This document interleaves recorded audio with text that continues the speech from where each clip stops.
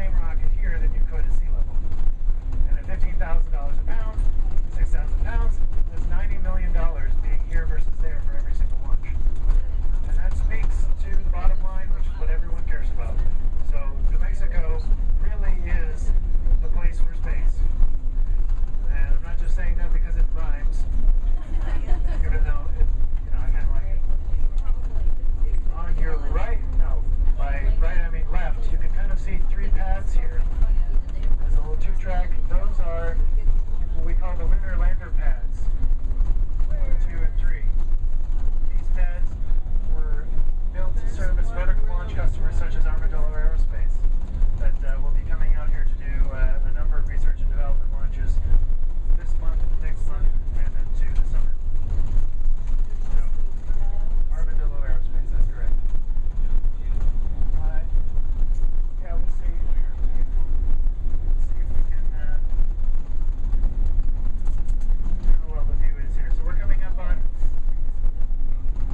if you're ready, this is mission control.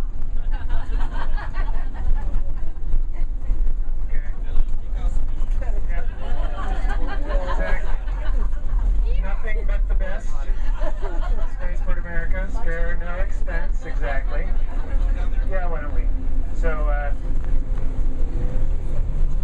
this is where Up Aerospace, one of our tenants, has their mission control and payload integration facilities. I know it sounds a little bit hokey, but for these customers, this is the entrepreneurial commercial space industry. This is like the birth of aviation 90 years ago, where companies are on a shoestring, they're doing things people have never done before, they're creating entire new fields of research and industry, and they don't have very much money. They're very undercapitalized, and they just want to get out there and test things, and fly things, and really just play around. They're tinkers, they're rocketeers.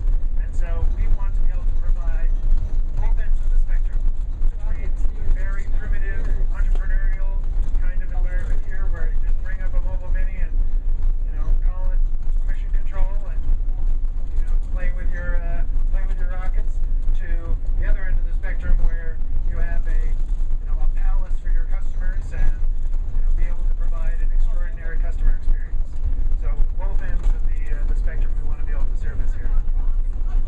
And that's important because a lot of the entrepreneurial guys grow up and become bigger, better, more well-heeled customers later on down the line. Talk about the Houston launch.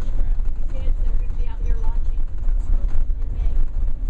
Where we're going here is Launch Complex 1. This is the Up Aerospace launch rail. This is the piece of infrastructure that has launched all 8 vehicles, 8 launches from Spaceport America to date. And you probably look at it and squint and say, what the heck is that? That doesn't look like a launch pad. And what is that white thing? And is that it? Really? And these kinds of questions. And the answer is, this is a rollback building. So the tan deal that you see has some tires on it. You can kind of see that. It actually rolls back to the north. And it unveils the launch rail, which is this white deal here. I'll get out of the way so you can maybe see a little better. But this, we can kind of turn to the left here. Ben and Janice side. Let's do a K-turn here, but you can all see. Oh yeah. Just kind of pause here. So this facility is again the rollback structure comes back.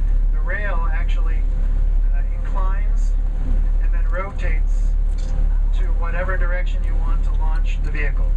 So it has very precise pointing accuracy, and the vehicle, if you can imagine, there's a rail slot on the bottom of that white metal arm. Thank you. It's kind of a guide that you slide the rocket in from the top, and then you put it into place, and then you incline it and you rotate it. And for the launches to date, what they do is they actually pointed towards White Sands at about an 85-degree angle. And they launch up ballistically. They go supersonic up to space, up 70 miles plus, and then they deploy. There's a period of microgravity for research experiments, and then they deploy a parachute recovery system and actually lands softly on White Sands. Missile range. So it actually winds up about 38.5 miles that way.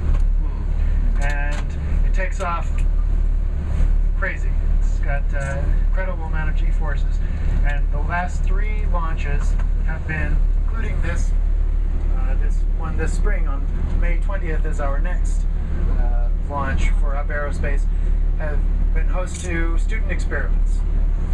So it's the student launch is what they call it, and they have this year 22 experiments from students in middle school, high school, community college, and university from all over the state, including even out of state this year from Tucson and from El Paso.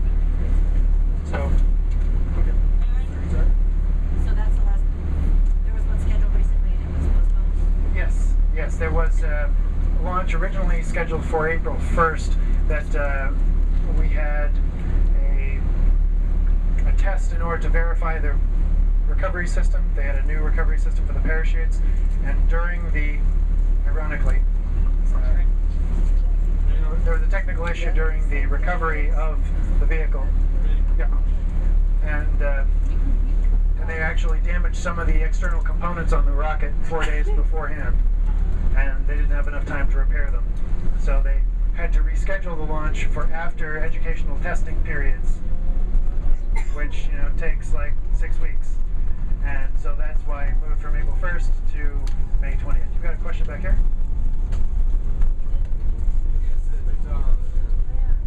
So tight under security that you can't observe a launch like back there? And if you can, how close can you get to watch what happens? So the question is, how close can you get to a launch to view it, and what kind of security is involved? I will absolutely not tell you about what kind of security is involved, because that would defeat the purpose of the security. However, Thank you, Aaron. Couldn't get till our governor. however, for launches like the one on May 20th, we're having a big public event, and actually you can see, so Prizer Hill, remember I mentioned where all the aggregate was mined? That's a big hole in the ground over there. That is where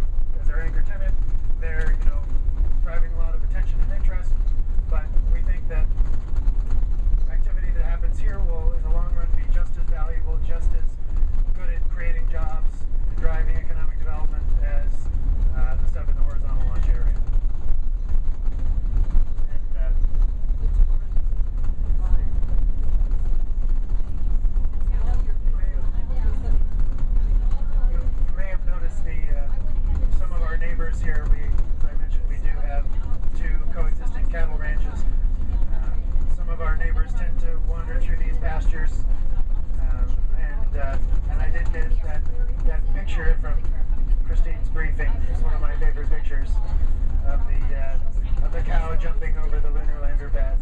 Yeah. My personal favorite right there.